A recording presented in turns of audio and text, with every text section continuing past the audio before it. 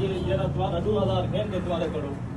तो आते 1000 रुपये चलो करो मैं तो आपको